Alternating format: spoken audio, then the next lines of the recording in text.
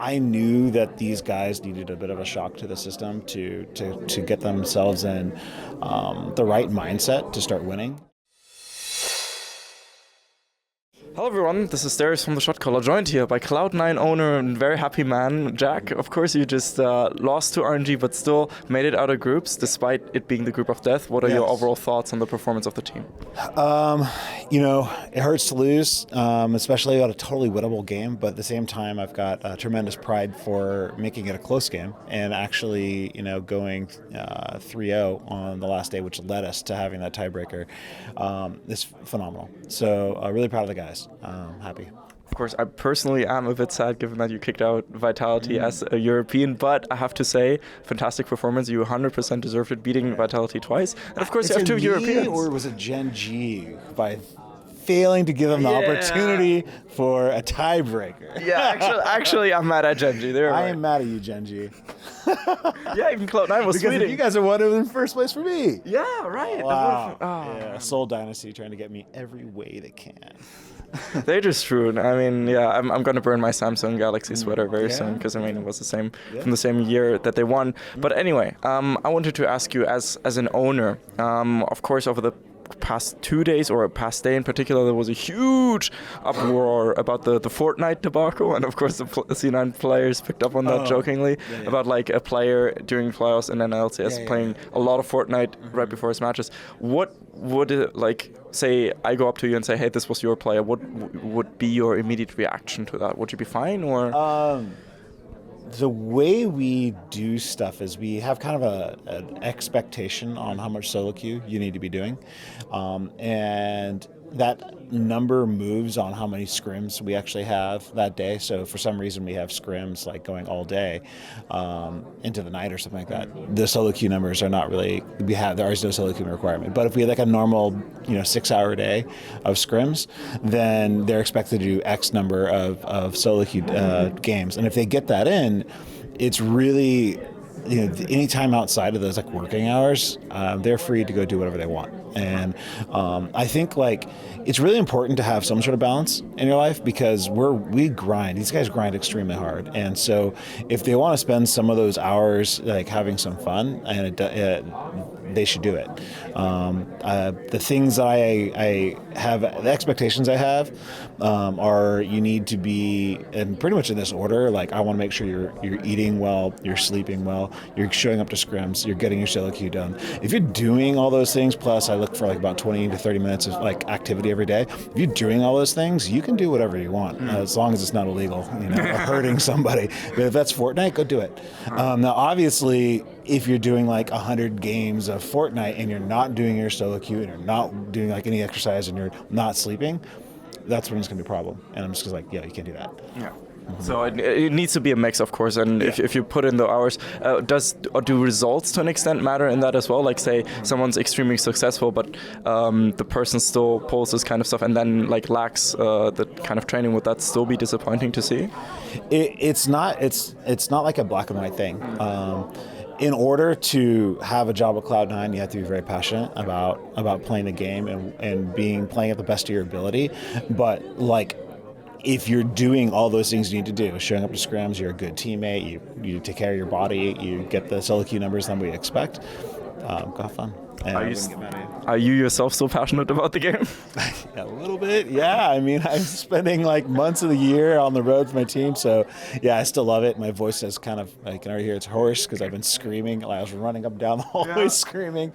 But yeah, I absolutely love this. I mean, I'm still, I did this for free for years because I loved it, and the fact that I have a team that's on my own now, it's a huge bonus. But I'd still do it for free if it was the only way I could do it. Yeah, seeing your run on stage was really great. I'm sure there were some amazing shots of that from the official Riot stream. I also wanted to say that I found it very nice of you. I remember on the first day after the G2 game when they won against Africa, I was playing ping pong with them backstage, and you just came up to them congratulating on the win and all that kind of stuff. You seem like a genuinely good person. I'm very positively surprised by, like, there are some owners that are not like that, you know. They prefer to stay backstage and not have too much contact, especially with other teams and that kind of stuff, but you seem to have a friendly relationship with everyone. I think my roots of being involved in this is because I did it because I love it, and so it's not like hard to be nice. I mean, I like hanging out with these guys, like G2 and like Fnatic and a lot of the other teams that go to international events often. You know, we see each other, we'll have meals together, get to know these guys. G2 when they came out for Rift Rivals, we had like a barbecue together and hung out, and it's really nice having building those friendships, you know, at these events. That is super cool. Now, I still think that Cloud9 probably has the best storyline out of any Western team coming into this tournament, given that during the middle of the split, even you guys were 10th and like dead last, and now you're at Worlds. You beat RNG.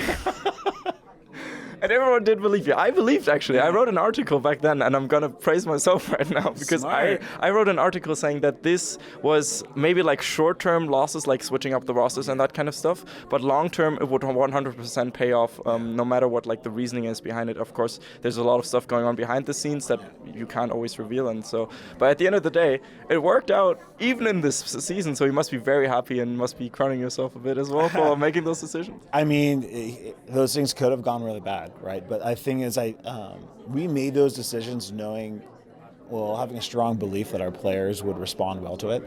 And, I got to give it to them that, a lot of players just crumple, like, what, I'm benched, I don't want to do this game anymore. But the reverse happened. Like, Jensen went on a tear for solo queue and, like, went from, like, Diamond 4 or something.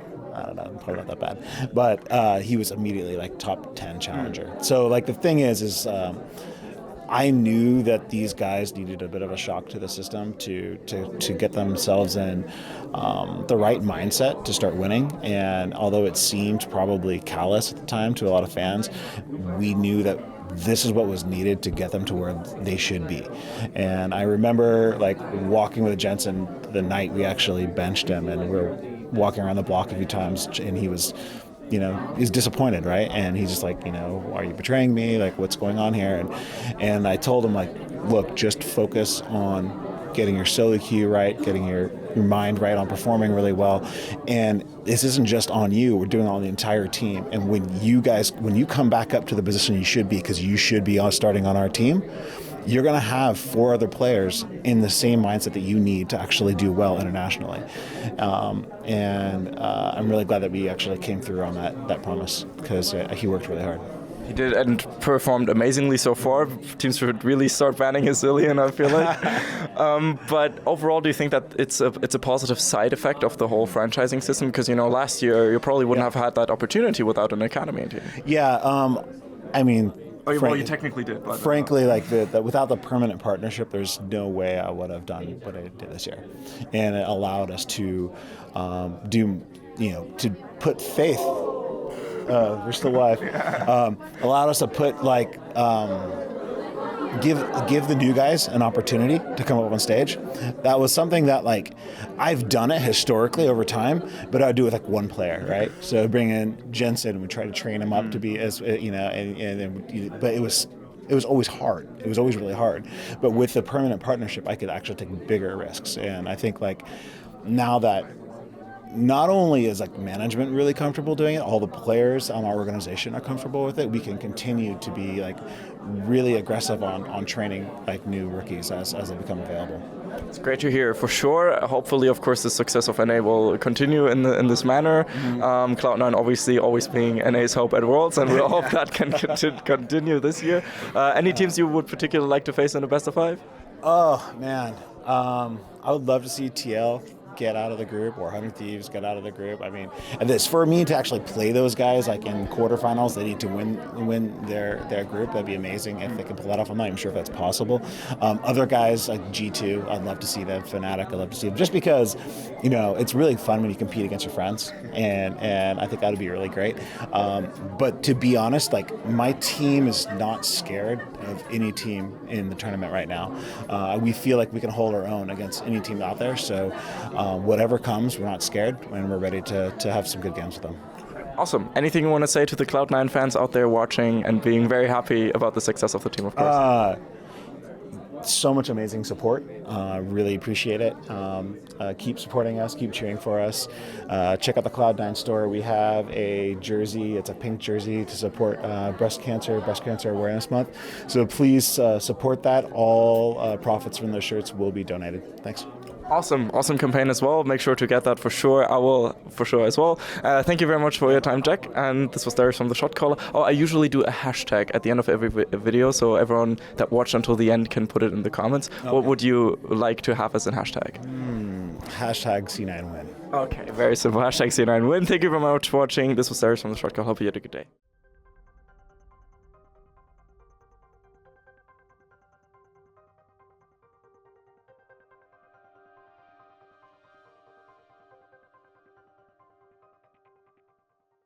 Hello everyone, this is Darius from the Shotcaller, and if you just enjoyed that interview, I highly recommend also checking out our exclusive Worlds series titled E-United. It gives you exclusive behind-the-scenes looks and looks at the stage and fans and interviews with fans and even behind-the-scenes interviews and all that kind of jazz. So if you really enjoyed this video, make sure to check that out. It's gonna be worth it 100%.